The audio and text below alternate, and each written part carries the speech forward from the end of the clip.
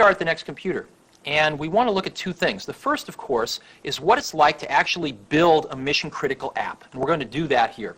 But before we do that, I want to show you what it's like to work in the Next Computer's productivity environment, an environment that has much, much better networking than PCs and Macs, and much, much better productivity apps that let people work together as groups and really increases their group productivity and collaboration. So let's take a look at that first, and then we'll get to building an actual custom app that can interoperate with these off-the-shelf productivity apps.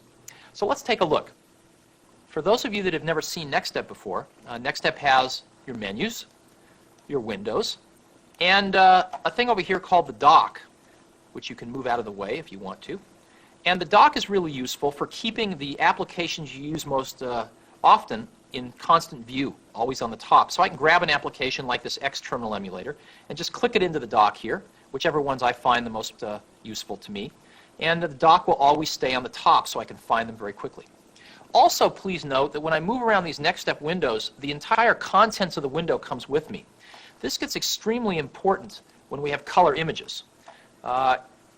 If this was a Macintosh or a PC, moving around these full color images would take till next week for them to all repaint. And so rather than just moving the outlines, moving the entire images along with us really is fantastic benefit if you're working in publishing or some other area that demands that you use color imagery.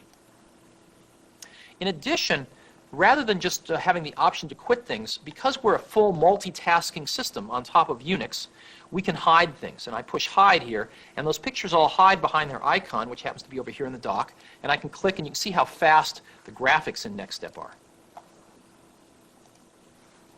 Now, this is the application where I find all of my files and other things. I'm going to hide that for now, and we're going to use the mail as the spine of our demo here. This is standard Next Mail, which is bundled with NeXTSTEP. And these are all the mail messages that have come in. And when I click on one, as you see, its contents is put in this window down here. We have smooth scrolling throughout the system. You'll see that a lot as well. In this mail message, I have PostScript of any font or size. I have graphics. I have a signature.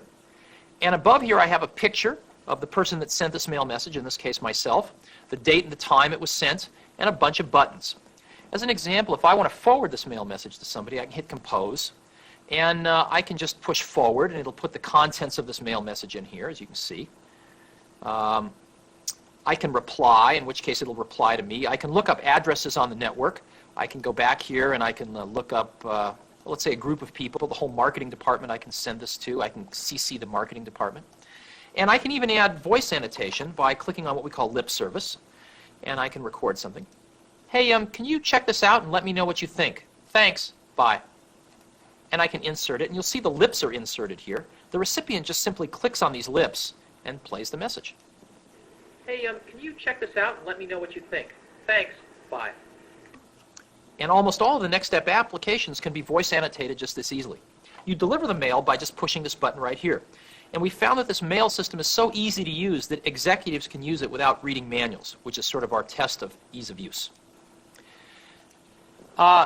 This person wanted to include a color photograph in their mail message, so they just scanned it in on any one of the several scanners available and dropped it in mail. Next is fully drag and drop, so if I click on this, I can just drag out this image and drag it into another application if that's what I wanted to do. Now, in addition to just speech, NeXTSTEP supports full CD quality sound. This happens to be a picture of my young son, and we can actually play music here.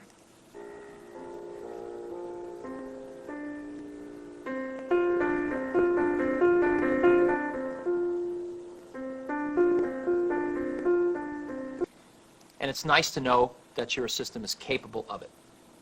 Now, what about applications? Well, when we want to send an attachment, what we do is as follows. Let's go ahead and send a spreadsheet. We say, check this out. And so we can read this more clearly, we'll bring up our font object. And this is an object for controlling all the fonts in the system. I happen to have a lot of fonts in here. I can simply set Helvetica to a bigger font by pushing this. Or I can go down and get a font that I really like, which is Stencil, only comes in bold, but I'll say Stencil 36 point. Check this out. That'll make sure it gets read at the other end. And now I'll go to my file viewer, which is where I have all of my files. And I'll click on Spreadsheets. And I'll just go grab a spreadsheet and drag it down into the mail window. That's all I have to do, and it puts it wherever the cursor was. So if I want to put another one between the words check and this, I just put my cursor there, go grab another spreadsheet and drag it down, and it just sticks it in there. And I can have as many different documents of any type that I want, as many lips with voice annotations as I want in any mail message. And I can put another space here if I want to, whatever, and just deliver it. And the recipient ends up with something that looks like this, where the spreadsheet in this document, in this case, is just embedded right between some words and above a picture of a Ferrari. And they just double-click on it, which launches the parent application, in this case Lotus Improv, and brings up the spreadsheet. We don't have time to demo all of Lotus Improv, but it's a pretty remarkable spreadsheet. Okay, so that's Improv, but more importantly, we got our Improv model right through the mail without any real headaches. Now, we have the same for WordPerfect. Here's a WordPerfect document that I just got in the mail. As you know, our version of WordPerfect on the next computer is the most advanced version of WordPerfect. And in addition to that is total WYSIWYG. What you see is what you get. So here's our document that is totally compatible with the other versions of WordPerfect, and yet I can see everything. I can take the picture, I can move it around, and we'll see the text instantly reformat. I can ask to make the text 3 columns. Now my picture's a little too big, so I can resize the picture here to make it a little bit smaller. And I can move it from this column over to this column, or I can put it between these 2 columns if I want. And people that see this after using WordPerfect on other platforms are amazed that your documents can really look like this. I want to show you another feature of the Next environment. I'm going to pick a word like preserve, and I'm going to go over here to this menu called Services. Now, the Services menu is rather unique in that it appears in every application, but the contents of the Services menu is not owned by any one application. It's owned by NeXTSTEP.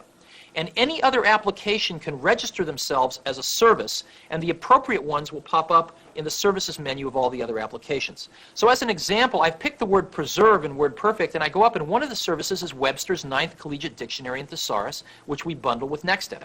So I say define in Webster's. It'll launch Webster's, throw that word in, and in a second or two, the definition and the thesaurus for preserve will pop up on my screen. And here's the definition, and there's the thesaurus entries. And we'll come back to this again in a little while. Okay, now what I want to show you is a little bit of the networking. When we designed NeXTSTEP, we looked at the networking that workstations had, and it was substantially better than was available on PCs or Macintoshes. However, you had to be a rocket scientist to figure out how to use it. So we asked ourselves, could we use this much more powerful workstation networking and yet make it even easier than a Macintosh to use? And we think we accomplished this, and let me show it to you and you can tell me what you think. Now, this is a message that I've gotten from Gary. Hey, Ross Pro was in the Wall Street Journal last week. Just go over the network to my home directory, I'm on the marketing server, to see the Digital Librarian bookshelf with last week's Wall Street Journal issues. Now, the Digital Librarian is an application that we also bundle with NeXTSTEP, where you can drop any text you've ever written into it, your policy manual, your love letters, what have you, and it will build a keyword index to let you find stuff very quickly. And what we've done is we put some Wall Street Journal data into the Digital Librarian from January, and Gary is asking me to go over the network to find his home directory and to take a look at it. Well, how do I do that? I go back here to my file viewer. Now, everyone on the Next system has a home directory. This is my home directory. It's where I put all my stuff. And Gary's asking me to go find his. He's on the marketing server. Well, to go out over the network, I go back to my computer, and I have this globe right here. And I click on this globe, and it shows me everything on the network. And so I go into the demo server here, and it'll show me the different departments, and I go into the marketing department, and sure enough, there's Gary. Now, everyone else's home directory shows up as these little neighborhoods, so I don't get them confused with my own. And sure enough, in Gary's home directory, there's the Wall Street Journal bookshelf. Now, notice that every time I clicked on something, it put a copy of it in this little horizontal scrolling window up here. So I can see the entire trail or history or path that I've traversed to get there, out of my computer, over the network, over the demo server, into marketing, into Gary's home directory, and to the Digital Librarian bookshelf. Now, if I want to go back to marketing, I just go click on this like a button, and boom, I'm back there. And it's incredibly fast to navigate around the network this way. In addition to that, it's kind of like tuning a radio station on my radio. I've just finished tuning the radio station, i.e. finding Gary. If I'm going to listen to this radio station a lot, I'd kind of like to program a button just like I do on my car radio. Well, I can do that. What I do is I just take Gary's home directory and drag a copy of it anywhere up here on what we call the shelf, and it programs a button for me. Now, my home directory is put up here automatically for me, so if I get lost or if I want to go home quickly, I just go push on it, and blammo, I'm home. But now if I want to go back to Gary, I just push this, and whether Gary's next door or in Tokyo, I'm back to Gary's system, and you can see how fast it is. Okay, well now we're on Gary's system, and we click on the Wall Street Journal, and it launches the Digital Librarian, the parent app that created this data, and up pops the Digital Librarian. And I happen to know there's about 1,300 different articles in here, and I can find the ones that have the word Perot in them, and it'll find just one out of 1,300. I click on it, and I can view it right here. And I can click up to the title, and this is Executives Divided on Bush's Trade Trip. This is when Bush went to Japan. Let me go look up Bush here. Out of these 1,300 articles, how many have to do with Bush? 106. Well, I don't really want to look through 106 articles. How about Bush and Japan? 45. How about Bush, Japan, and GM? 6. Well, I can look through 6 articles, and I can click on one. Here's Bush, and the title of the article is Automakers Hobble into the New Year. So as you can see, I can find things very quickly. I can take a look at another one here. Asia trip may yet win new verdict, successful debacle. Okay, so here, again, let's take a look. Let's look up the word debacle. What does it mean? Again, I can go to services and just define it in Webster's. And in a second or two, I have the word debacle defined. Now, take a look at this. I got a mail message which said, go over the network to Gary's home directory and find this document created by the Digital Librarian. I went and got my file viewer, traversed the network, found Gary, programmed Gary's home directory up here on the shelf so I can get back to it, found the Digital Librarian, launched it, found the little window which had all the articles in it, traversed or searched over 1,300 articles to find the ones with Bush, Japan, and General Motors, looked at one in a viewer, picked the word debacle, and defined it in Webster's. All these applications are running simultaneously, and as you see, they work seamlessly together without the user having to play system integrator. This is what the NeXT environment is all about. This is the power that just doesn't exist on the desktops in corporate America today that people are longing for. As you know, we'll be bringing NeXTSTEP out for the Intel 486 family of processors early next year, and it's exactly the same stuff you're seeing here.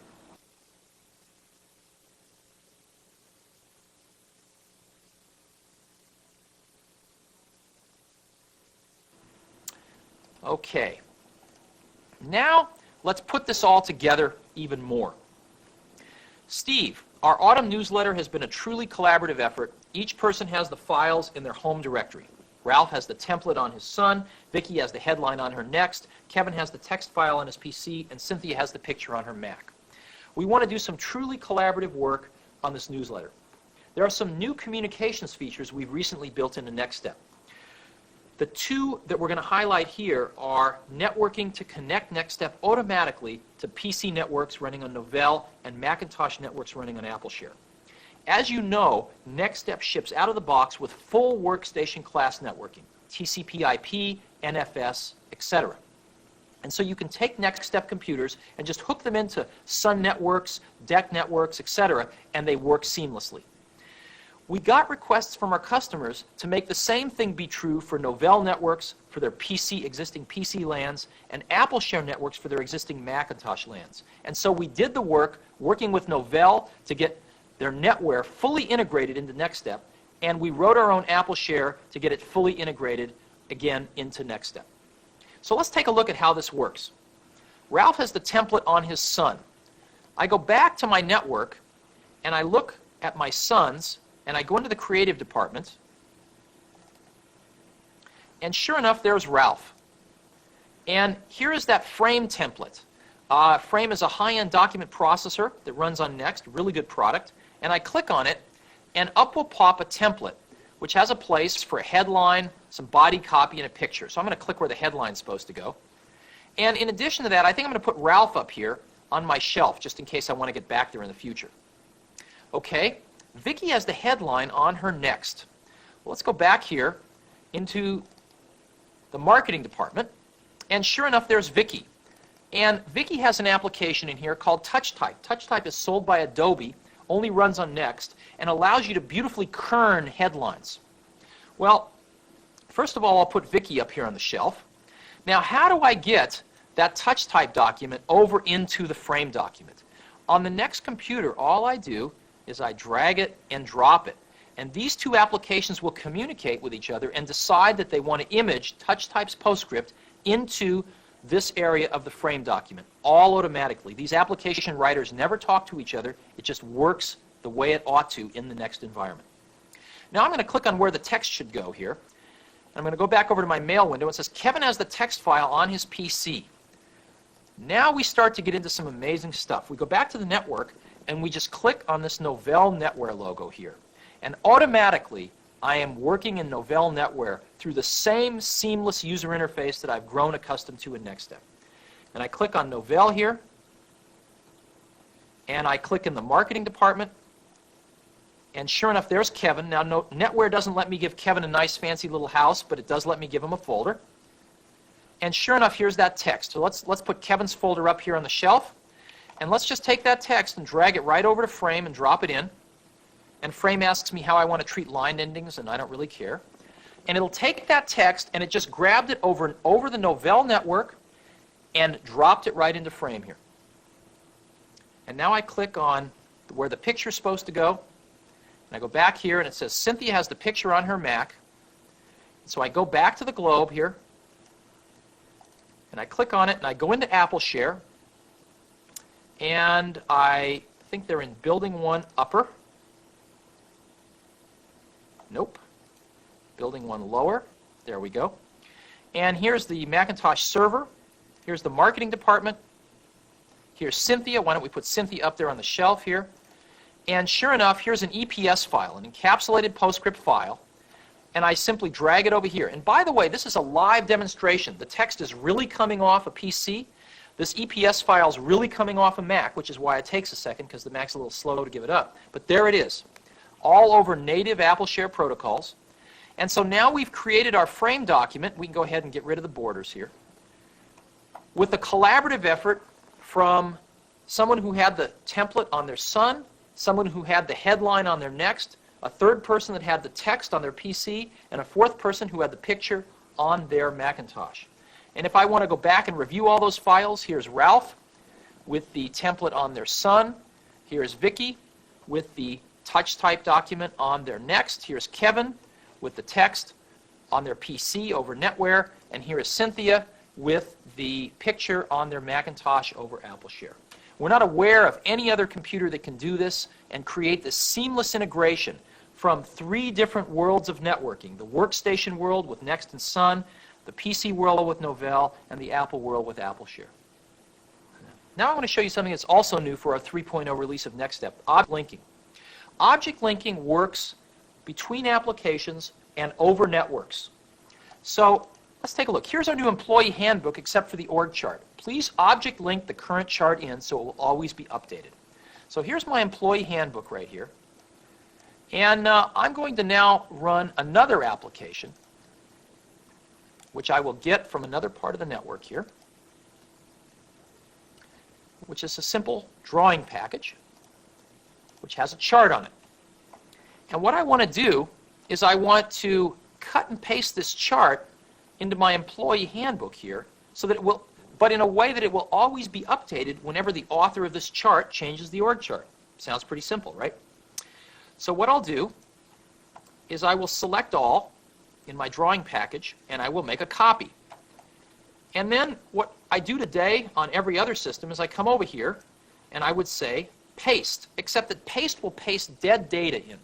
So rather than do that, I will go down to my link menu and say simply paste and link, which will paste in linked data. Very, very simple. Now, this data is normally updated every time the source is saved. But since I want it to update continually for this demo, I'll bring up the link inspector, which allows me to open the source or update from the source or break links.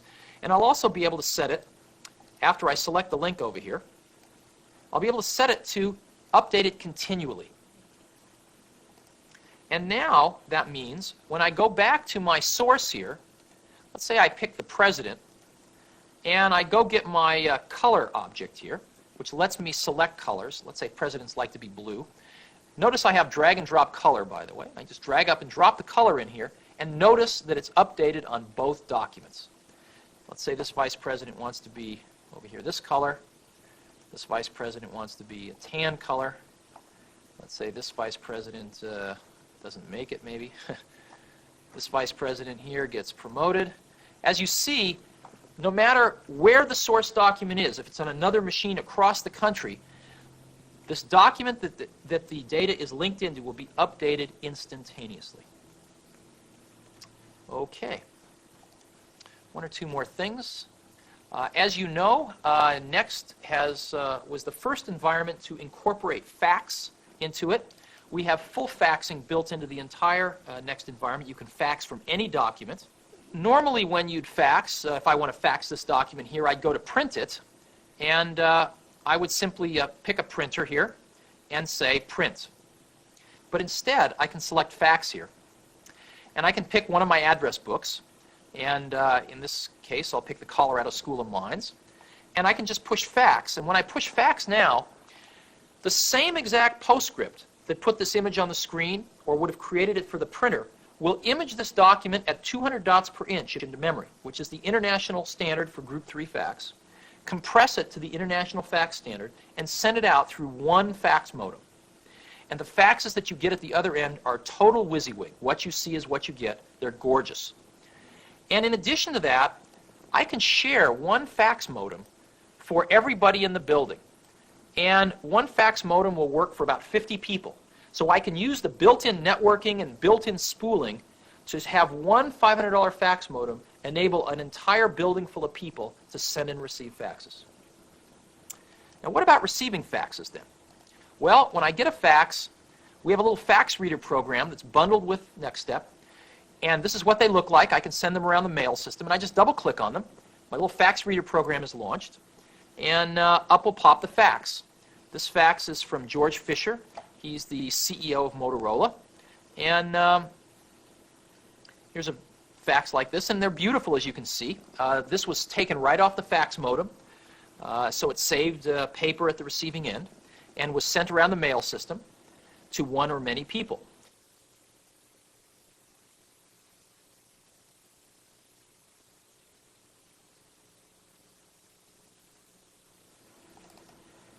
Now, what I'd like to do is show you how we build these custom apps. And I'm going to run an application called Interface Builder. Now, think of NeXTSTEP, which is Next's object-oriented development environment, as an object-oriented cake. I'm about to show you just the frosting on the cake. Many people have tried to copy this frosting, but what they found out is without the object-oriented cake underneath, it just doesn't work. And this is the way all of our developers build their applications. They first say, I want to make a new application. Interface Builder gives them a new menu and a new window. And then they go over here to these palettes of objects. And we have palettes of objects starting off with menus. So I can just drag things down into my document, or into my menus here, and it adds them. I can add custom menus here, and I can type.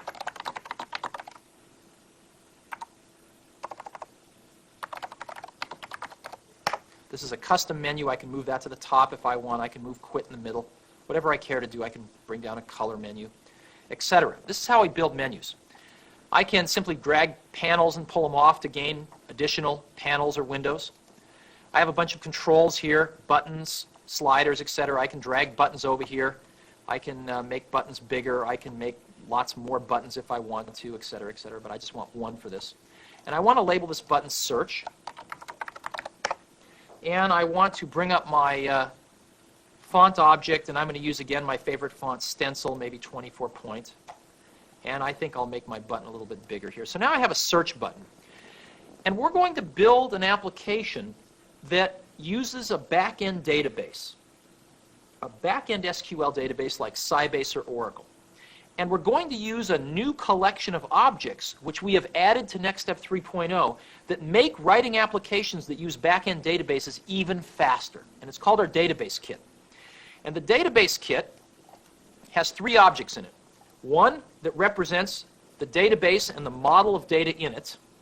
The second, which is a table view that allows me to view that data. And we'll get to the third in a minute. So I've got a table view here, and now I'm going to go look inside my database. And this queries the database and shows me all of the different databases that I've got. I'm going to pick one called Departments. And here's all the different tables in the database. And I'm going to pick one called Department Name. Now I want to make a connection between the Department Name table and my table view object to view it. And all I do is I drag it and drop it on, and it automatically makes that connection for me. And I'll get inside this and just stretch this a little wider here so I only have the one column. Now I want to connect this button to the database object so that it searches for data. And all I do is drag a line down to the database object, and the database object is dynamically interrogated, and these are all of the messages that it can understand from a button. Now I'm going to pick Fetch All Records and make the connection. And now, since Interface Builder is only making connections between objects, it is not generating any C code or anything else, I don't even have to compile this. And I can just say, test this interface out. And here's my wacko menu, and here's my window. And now when I say search, I will be asked to log into Sybase, because I'm using a real live Sybase database for this demo. So let me log in here. And instantly, all of the data in the department name is queried and put inside my little viewer here without writing any code. So let me go ahead and quit this. Let's go make this more interesting. You're all familiar with what master detail is in the database world. It's where I have a master, in this case the department name, and once I pick a master I want to learn more about it, which is the detail. So let me stretch another table view out here, and now I want to learn more about the people inside that department. So I'm going to go back to my database here, and I'm going to pick employee, and I'm going to pick last name here, and let me drag last name up into this. And when I drag first name up here, and I'll put first name onto the second column there, and maybe manager here. Let's drag the manager up, and maybe salary, and maybe their phone. Okay, and let's get inside here, and let's make a few of these wider.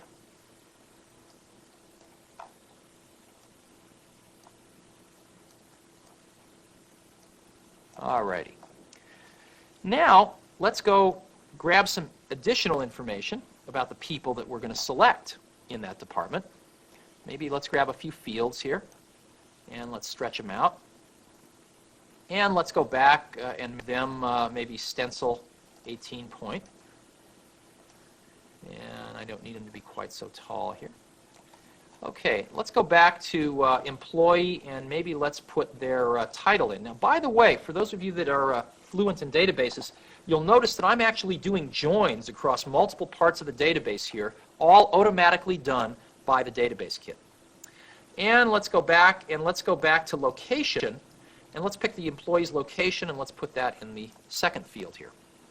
Now, I also have a way to display images. That's the third object in the database kit. And we'll go grab this and stretch it out a little bit. And we'll go back to location here, and we notice we have a photo. So let's go ahead and drag up the photo in here. And I also have another photo of the employee, which we'll put right here. And let's go back to department. We'll pick employee. And we'll go do a join to another part of the database where the photo is, and we'll just drop the photo in here. So now, hopefully, if I've done everything right, I can space these things out a little bit and center them. If we've done everything right, I should be able to go test this.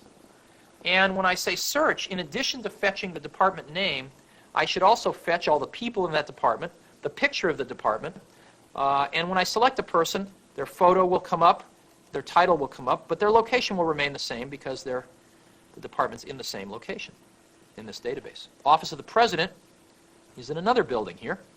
Many more people, so scroll bars come and go as necessary. And as you can see, we've built a very simple but important database application here in just a few minutes. So these are the kinds of things that we've tried to make very, very easy. In addition, the database kit does something else remarkable. we've written it so that there are adapters that click into the back end of the database kit architecture. And today we have adapters for Oracle and Sybase and Teradata with adapters for DB2, Informix, and Ingress on the way. Once a developer writes their application to the database kit set of objects, you can actually switch between Sybase or Oracle or any of the other databases without changing a line of code in the application. The database kit insulates the application developer from whatever backend the customer may prefer to use. Okay. The last thing I want to show you today, actually second to last thing, is the fact that some companies have legacy applications built in DOS, as an example, that they have to run, that were built by their MIS department, let's say, that will never be rewritten. It turns out you can run DOS applications in a window on NeXTSTEP because of a product called SoftPC by Insignia. Now, I've learned just enough DOS to be able to demo this to you. It's quite intuitive. DIR here. There we go. 1, 2, 3. And here's 1, 2, 3 running in a window. And I may find out, I may be able to bring up a file here. /F, it's a wonderful user interface, R, 1, 2, 3. There we go. So here's an example of a 1, 2, 3 worksheet running inside a PC window right alongside your good applications here. And again, you can cut and paste between these things and have as many PCs as you'd like. It's a true multitasking PC. You can do the same thing with X Windows as well. The last thing I want to show you today is a little bit of the graphics power that's built into NeXTSTEP. This is a simple application that was built in 2 days just for demonstration. And the reason I'm showing you this is just to show you some of the built-in graphics power in the NeXTSTEP environment so that developers that want to create graphically rich applications can do so without writing a lot of code themselves. So I have an image of a forest. I'm going to put a Ferrari on the forest here. And as you can see, I can move it around. What I really want to do, though, is get rid of that black rectangle. I want to say that everything around the Ferrari is opaque, or sorry, is transparent. The Ferrari itself is opaque except for its window, which is semi-transparent. And in the NeXTSTEP environment, I can do that. And as you can see a little semi-transparency there on the window. I can put Donald Duck here on, and also eliminate Donald's black. And I can even put Donald behind the Ferrari here. And you'll notice again that semi-transparency behind the Ferrari's window. All that's just built in. I can take the Ferrari and move it behind one of the trees here. And as you see, again, all of this just works. One of the other things that we've done with NeXTSTEP Release 3.0 is we've actually built in some three-dimensional graphics. We have built in Pixar's RenderMan photorealistic rendering software, which can produce the most photorealistic rendered images from 3D models. In addition to that, we've built in some real-time 3D graphics, interactive RenderMan. We've taken photorealistic RenderMan and made a version that will run interactively on the screen. And so I can bring up a cube here, which I can take and actually put behind these 2D images. And I can actually then rotate it. And this cube is being rendered in real time as we watch it and being composited onto a 2D image behind the car and behind that last tree.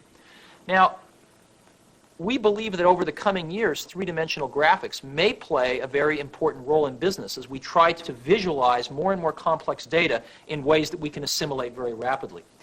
But in any event, the purpose of this last thing was to show you that to build very rich graphical apps in NeXTSTEP is no different than anything else. Most of the work is already done for you. So that concludes the demo I wanted to do, and I hope you get a feeling of how rich the NeXTSTEP environment is, how easy to use it is so that mere mortals can use this very, very powerful piece of software, and how it's possible to create and deploy mission-critical custom apps in a fraction of the time than ever before possible, and to do all three simultaneously. Thank you.